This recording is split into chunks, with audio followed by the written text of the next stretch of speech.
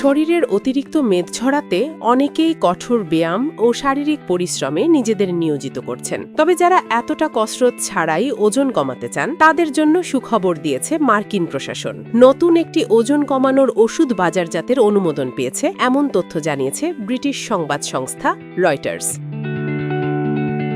ওয়েগুভি নামের এই ওষুধটি বাজারে আনছে ডেনমার্ক ভিত্তিক ওষুধ প্রস্তুতকারক প্রতিষ্ঠান নোভো নর্ডিস্ক। এতদিন ওজন কমাতে মূলত ইনজেকশন ব্যবহার করা হলেও এই প্রথম 25 মিলিগ্রামের ট্যাবলেট আকারে ওষুধটি তৈরি করেছে প্রতিষ্ঠানটি।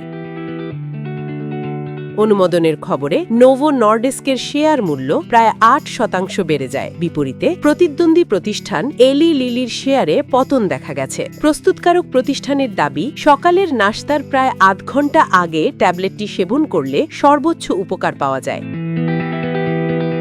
প্রায় 64 সপ্তাহ ধরে চালানো এক গবেষণায় দেখা গেছে প্রতিদিন একবার এই ওষুধ গ্রহণকারীদের গড় ওজন কমেছে প্রায় 16.6%। বিশেষজ্ঞদের মতে ওয়েগুভির মূল উপাদান সেমাগ্লুটাইড, যা GLP-1 রিসেপ্টর অ্যাগনিস্ট হিসেবে কাজ করে। এটি শরীরের একটি স্বাভাবিক হরমোনের মতো আচরণ করে মস্তিষ্কে ক্ষুধা কমানোর সংকেত পাঠায়, পাশাপাশি খাবার হজমের গতি ধীর করে এবং রক্তে শর্করার মাত্রা নিয়ন্ত্রণে রাখতে সহায়তা করে। ফলে ডায়াবেটিস ও স্থূলতাজনিত বিভিন্ন সমস্যায় ভোগা রোগীরা এতে উপকৃত হন।